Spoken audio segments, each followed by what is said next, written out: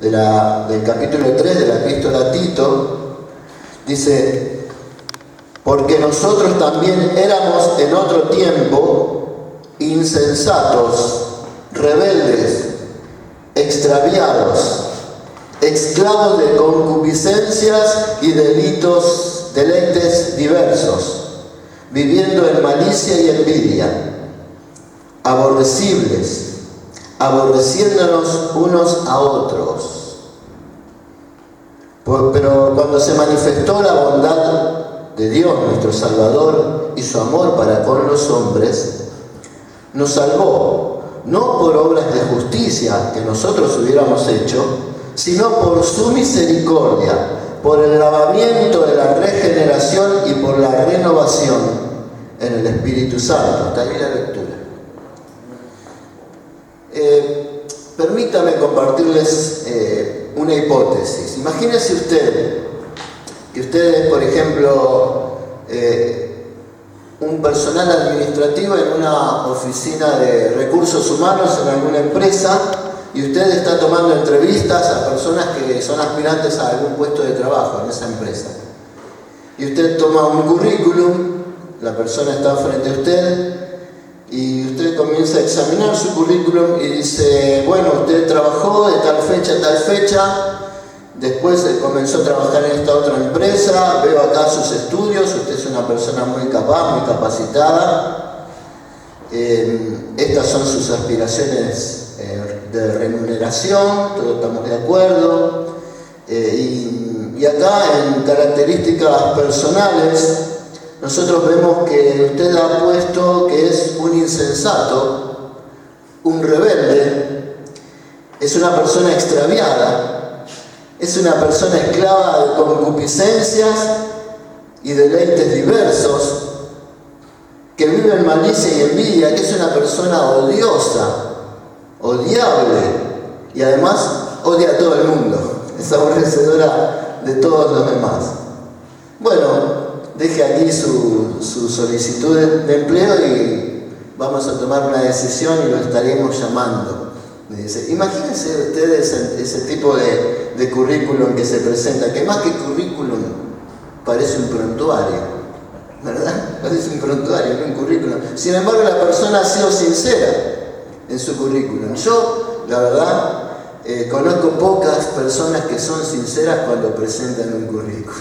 Sinceramente, digamos, ¿no? Hay algunos datos ahí un poco pomposos, ahí un poquito alterados, ¿no? Para quizás agradar a la persona que lo está entrevistando, o para poder conseguir ese puesto de trabajo. Pero esta persona fue sincera.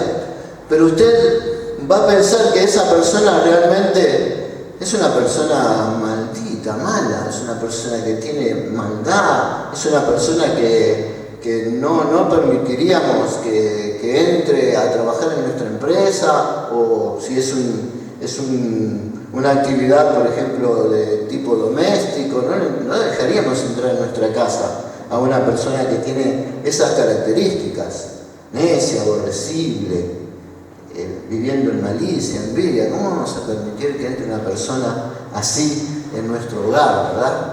Sería muy difícil que nosotros le demos ese puesto de trabajo a esa persona, pero fue sincera.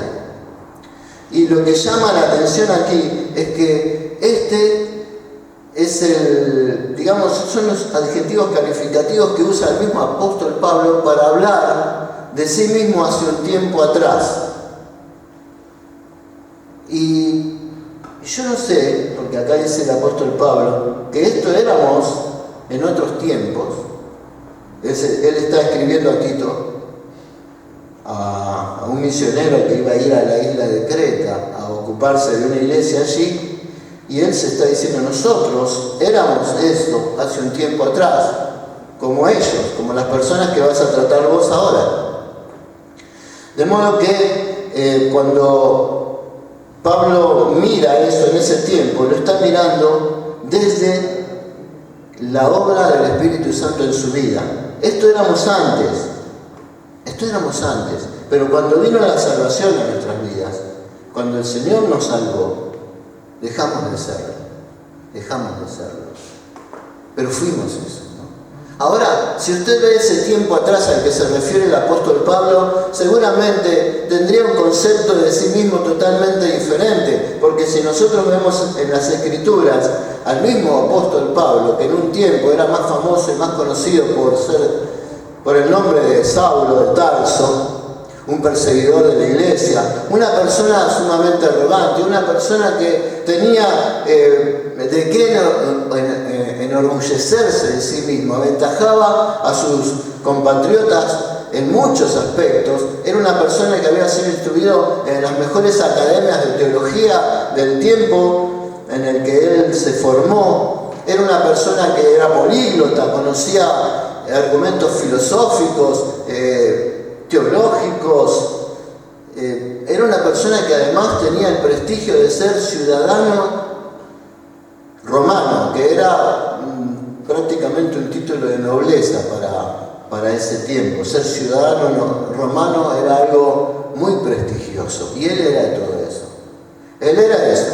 Y si usted ve a este Saulo de Tarso en ese tiempo, y si alguien le dice, usted es un insensato, usted está cargado de concupiscencias, usted es una persona que vive en malicia, envidiosa, es una persona odiosa y odia a todo el mundo, yo creo que el apóstol Pablo se hubiese sentido en ese momento muy ofendido, no le hubiese caído nada bien, una persona con autoridad, una persona que tenía poderes judiciales, era miembro del Sanedrín, un sistema judicial judío que tenía además credenciales para arrestar personas en otros lugares.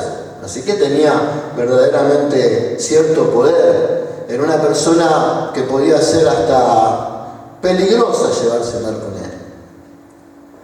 Recuerden que él podía decretar que una persona sea apedreada por haber quebrantado cierta ley, como pasó con Esteban. Así que no creo que alguien se haya animado a confrontar de esa manera a Pablo, pero este Pablo ahora está diciendo eso, que era él en ese tiempo. Él está hablando de sí mismo, así éramos en ese tiempo. Entonces la pregunta es, ¿qué hizo que Pablo se haya visto a sí mismo de esa manera en esta actualidad?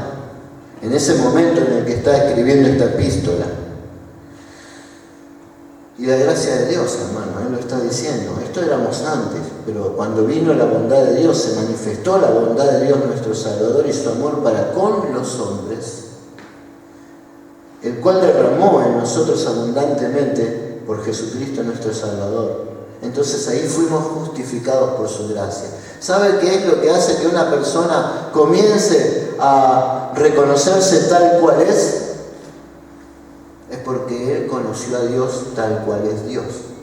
Fíjense que allí por el capítulo, en los primeros capítulos 9, creo 10, 9,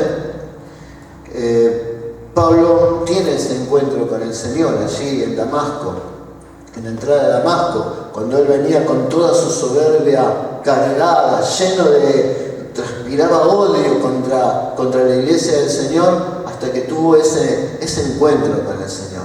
Hermano, cada uno de nosotros, si hemos tenido ese encuentro del Señor, cuando nosotros vemos al Señor, cuando nosotros somos impactados por la gloria del Señor, cuando nosotros entendemos que Dios ha venido a nuestras vidas, empezamos a vernos quiénes somos en realidad.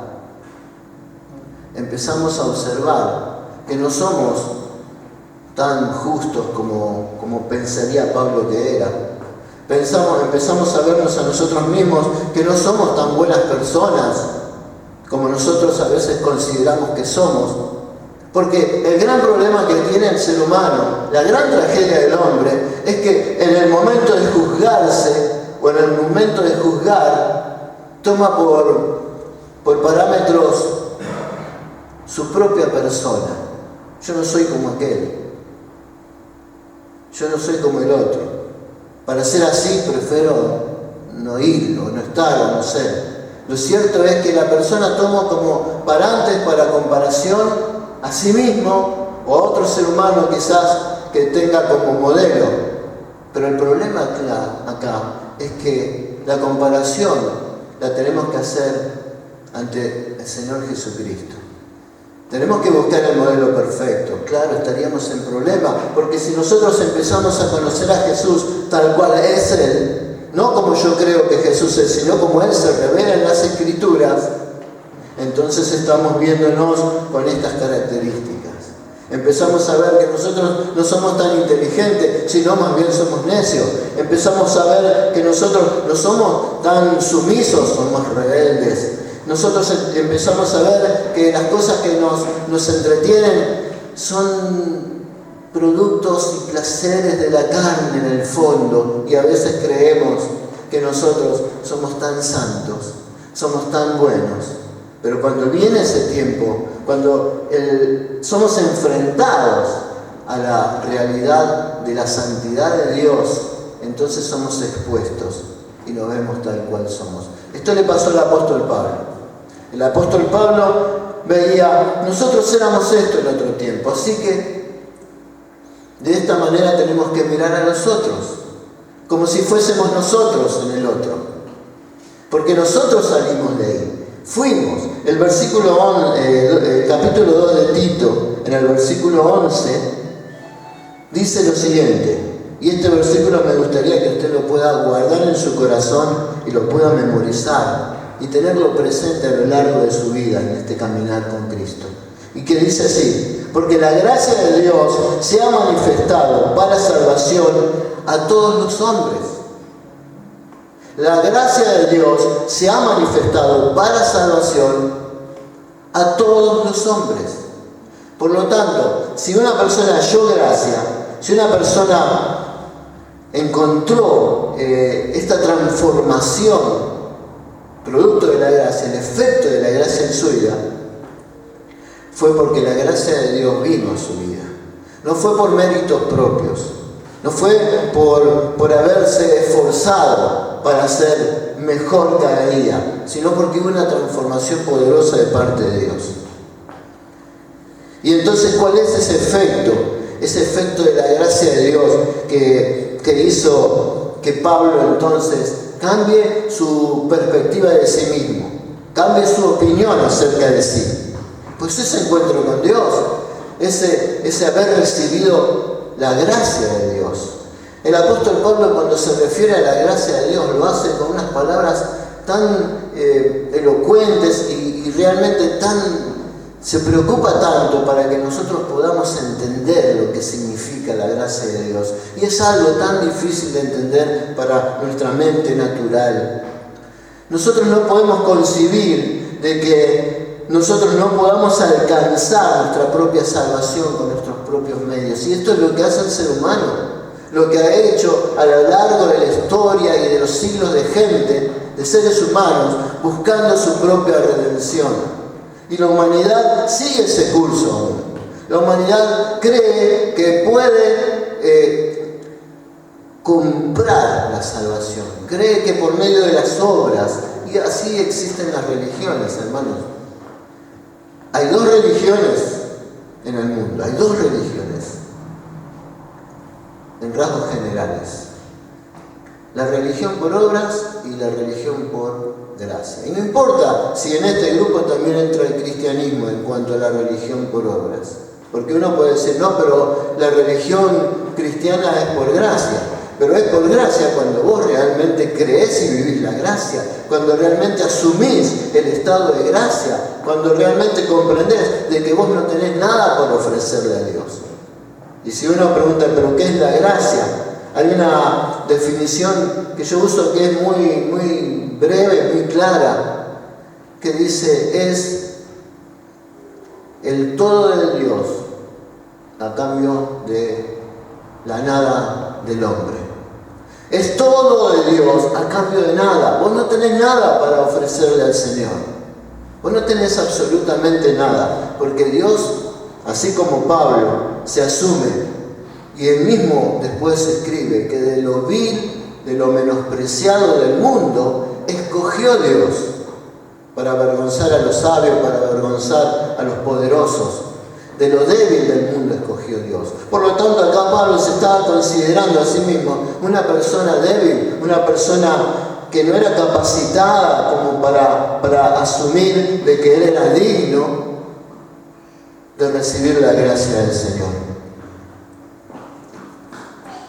De modo que cuando nosotros empezamos a reconocer la gracia en nuestra vida, cuando nosotros empezamos a experimentar esta maravillosa gracia en nuestra vida, lo que empezamos a notar es que realmente somos totalmente inoperantes para poder hacer algo por nosotros mismos fuera de esa gracia. Llega. Y no es que nosotros vamos caminando y recibimos gracia y ya está. Hay una obra del Espíritu Santo que nos muestra que debemos despojarnos de esta forma de hombre antigua. Porque nosotros sabemos que Dios da, por la palabra, Dios da gracia. ¿A quiénes? A los humildes. En el libro de Santiago dice, Dios da gracia a los humildes y resiste al soberbio. Y está citando Proverbios que dice que Dios da gracia a los humildes y al soberbio lo mira de lejos. Es decir, Dios no se acerca al soberbio, lo observa de lejos, lo mantiene lejos. Y si el soberbio quiere acercarse a él, Dios lo resiste. Dios resiste al soberbio. La gracia de Dios, cuando se manifiesta, no quiere decir que va a llegar a ti. No quiere decir que vos ya absorbés la gracia. La gracia de Dios se da a conocer en un mensaje como este, cuando se habla de Cristo. En un lugar aquí, cuando son expuestas las Escrituras. La gracia de Dios se manifiesta, la palabra de Dios se da a conocer. La obra del Espíritu Santo se ocupa de que ese mensaje sea transportado a todos los hombres. Que lleguemos al conocimiento de Cristo, que lleguemos al conocimiento de la verdad. Para eso Él escoge hombres y mujeres, les da gracia para que puedan comunicar este mensaje. Yo no estoy de acuerdo con esa expresión creo que de San Francisco de Asís, y que se ha hecho muy popular también en los púlpitos evangélicos, que dicen que tú tienes que mostrar el Evangelio en tu estilo de vida. Y si es necesario, habla. No me parece que eso sea correcto. Por el hecho de que nosotros tenemos que transmitir un mensaje. ¿Y qué mensaje es de una persona moralista? ¿Qué puede dar? ¿Qué buen tipo? ¿Qué tipo macanudo? ¿Es una buena persona? ¿Es amable? ¿Es una persona honesta? ¿Es una persona honrada? Y yo con ese mensaje no voy a alcanzar el conocimiento de la verdad, que es la obra expiatoria de Jesucristo, que tomó mi lugar. Necesito hablar el mensaje. Necesito transmitir este mensaje para que se manifieste la gracia de Dios a todos los hombres. Necesito comunicar este mensaje, hermano. Si estamos aquí, estamos alimentándonos de la palabra del Señor, pero no como si fuese un almacén en nuestra vida de la palabra del Señor, del conocimiento, sino como portadores, como vasos de honra que transportan el mensaje del Evangelio. Como lo describe bien en 2 de Corintios, somos portadores de este mensaje, transportamos este mensaje. La gracia debe llegar a todos los hombres, debe ser manifestada a todos los hombres. La tenemos que compartir, la tenemos que comunicar. El apóstol Pablo estaba haciendo esto. El apóstol Pablo le estaba recomendando a Tito, fíjate Tito, trata a los demás como si los demás fueses tú. Porque nosotros también éramos en otro tiempo como los cretenses. Porque en otro tiempo nosotros éramos tan necios, tan malas personas, tan viles, tan canallas, como lo es a cualquier persona que no tiene a Cristo y que camina sumido en su propia maldad, con su pecado pegado en el corazón. Por lo tanto, nosotros tenemos que empezar a observar al otro como nosotros mismos. Interesante lo que le estaba recomendando el apóstol Pablo a quien iba a ser el pastor de esa iglesia. Y las recomendaciones que aquí hace. Pero justamente nosotros tenemos que entender que este mensaje es para nosotros, para nuestra vida. Es como nosotros tenemos que comunicar nuestro andar con Cristo. Sí, lo tenemos que comunicar con nuestra vida, por supuesto, eso es una consecuencia de que la gracia llegó a nuestras vidas. Porque dejamos de ser como aquellos, porque la gracia vino, porque vino a nuestras vidas, porque empezamos a ser transformados. ¿Qué es lo que lo transformó a Pablo? Ese encuentro con Cristo, es lo mismo que ha pasado contigo. Si es que la gracia se ha manifestado a tu vida y si es que has humillado tu vida, te has declarado en bancarrota, has dicho no más conmigo, yo ya no tomo más el control de mi vida, ahora es el Señor en mí. Cuando eso pasó, cuando te humillaste, la gracia de Dios, la vida eterna prometida, se te acredita. Hermanos, es importante que entendamos bien esto, que nosotros no somos mejores que nadie, sino que al contrario, lo vil y lo menospreciado escogió el mundo para hacer su iglesia. Era un pueblo pequeño el pueblo que escogió el Señor, un pueblo débil, el pueblo de Israel. Él lo escogió. De pueblos mucho más fuertes. ¿Por qué no escogió a los sirios, a los babilonios? ¿Por qué no los escogió a ellos? ¿Por qué escogió a este pueblo débil? ¿Para qué? Para que se haga manifiesta la gracia, para que se vea la gloria de Dios, como de un pueblo débil la gracia de Dios lo hace fuerte. Eso fue lo que sintió el apóstol Pablo. Él dijo, mi gracia se perfecciona en tu debilidad.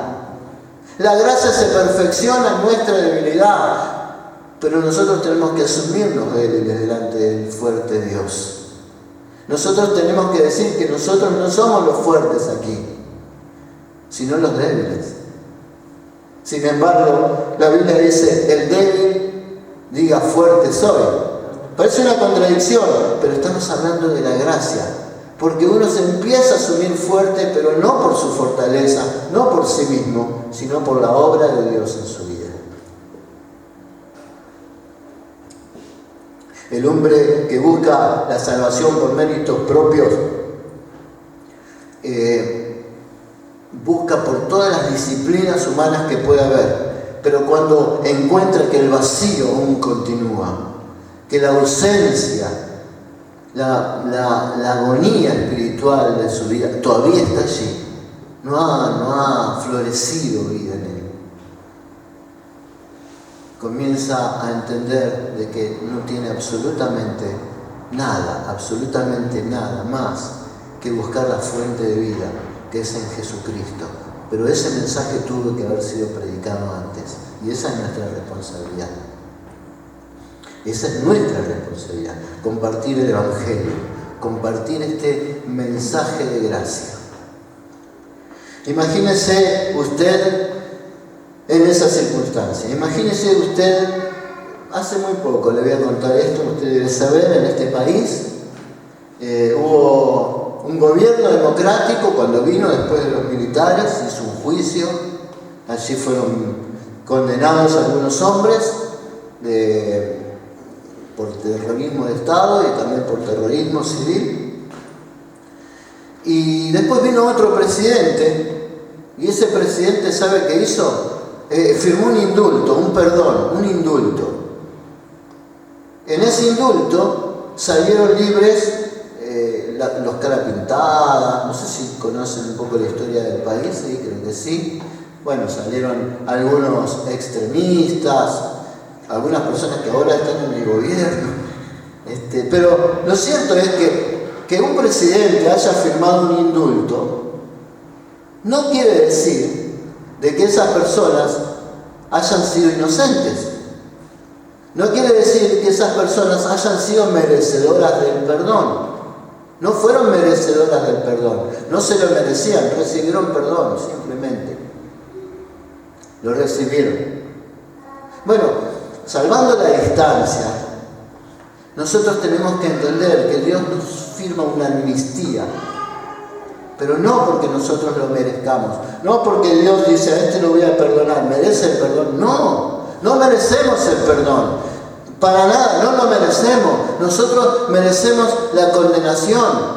Una persona condenada con una sentencia ya fijada desde el momento en que nació, condenada. Juan en el Evangelio dice que todos están condenados porque no buscaron al Hijo de Dios, porque no fueron a Cristo. Ya estaban condenados. Todos nacemos en ese estado de condenación, en esa naturaleza pecaminosa. Todos estamos caminos al infierno. Todos los que se levantan en esta tierra, todos los que caminan en esta tierra, caminan hacia la condenación, hacia la muerte. Pero la gracia de Dios se da en esto, en que se manifiesta a todos los hombres y los que se humillan alcanzan. Pero eso no tiene que ver con la gracia. La fe humana, la que a mí me dice que yo creo y creo en esto, creo en aquello, no es lo que me salva, porque también los demonios creen. Y ellos tiemblan porque saben que no tienen gracia. Sino la fe que otorga la gracia, la que viene con la gracia, la fe que es un don de Dios, como lo describe allí en 1 Corintios capítulo 11, el don de la fe. Es un regalo de Dios, la fe que viene y que me permite a mí creer en la obra salvífica del Señor, en la obra de Jesucristo. Creer en que realmente mis pecados fueron allí puestos, todos ellos, los que aún no he cometido, ahí están, en esa cruz. Cuando yo comprendo eso, cuando yo asumo eso, yo entiendo que ya no hay más nada para hacer, no tengo que esforzarme nada. Pero hay una obra del Espíritu Santo que a mí me impulsa a transformar esa vida, a transformar mis costumbres, mis usos, mis formas de ser. Este mismo libro lo está describiendo. Nosotros tenemos que entender que nosotros tenemos que caminar en esta gracia, vivir esta gracia, crecer en esta gracia. La gracia que el Señor nos da, esta gracia maravillosa, invaluable. Y eso nos hace, por efecto, caminar en buenas obras. El siguiente versículo de Efesios, que acabo de citar, dice: porque somos hechura suya, somos hechos por Él, creados, ¿para qué? Para toda buena obra que Él preparó de antemano para que anduviésemos en ellas. Así que hasta eso es la gracia de Dios. Hasta que la gracia de Dios nos conmueve, nos impulsa, nos guía a caminar de una manera determinada, que Dios ya preparó de antemano para que anduviésemos por esa senda angosta. Cuando el Señor describe a esos dos tipos de cristianos, ¿no? Cuando Él a uno dice: estos son ovejas, estos son cabritas. Cuando habla de una puerta estrecha y una puerta ancha, el medio para esforzarnos para andar por ese camino angosto es la gracia. No podemos andar por ese camino nosotros en nuestra naturaleza sin gracia. Por supuesto que no. Nosotros vamos a querer ser como el salteador, el que entra por encima de la puerta. Nosotros vamos a querer, si pudiéramos, asaltar los cielos y tomar posesión de ellos, si pudiéramos. Pero la gracia de Dios, cuando se da a conocer, se manifiesta a todos los hombres. Cuando nosotros tomamos conciencia de que hay un camino, entonces tenemos que, ahora sí, trabajar en nuestros corazones. Cuando nosotros recibimos esa gracia, cuando nosotros entendemos el poder de Dios en nuestras vidas, que no merecemos esa gracia, que somos como ese condenado a la espera de esa sentencia, en una especie de patíbulo que se llama la vida del hombre sin Cristo. Cuando nosotros vemos que estamos allí y también esa gracia que se manifiesta, ¿la dejaríamos pasar? ¿Dejarías pasar la gracia? ¿Dejarías una vez haberla visto? Estando en ese camino pervertido y totalmente en tinieblas, amando las tinieblas más que la luz. Pero cuando esa luz se manifiesta, cuando esa luz te expone, cuando ves tu vida, quién eres realmente, no haces más que dejarlo todo atrás, declararte en bancarrota y decir: dame esa gracia. Señor, sé tú mi Señor, mi Salvador, mi guía, mi Maestro, mi Dios, mi Rey, Señor. Recuerden aquel hombre del ejército romano, un centurión, en la Palestina de Jesús. Allí estaba ese centurión y mandó a unos emisarios, unos judíos, unas personas que lo conocían. Y vinieron a Jesús estos para interceder por él, por este hombre. Y le dicen: mire, Jesús tiene su siervo muy enfermo, pero es una buena persona. ¿Sabe por qué?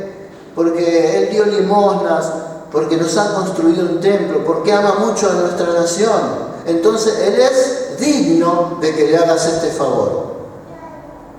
Ellos tenían una idea de que la gracia se alcanzaba por obras. Pero cuando Jesús, en su bondad, se dispuso a ir a este hombre, se encontró con este centurión y le dijo totalmente lo contrario.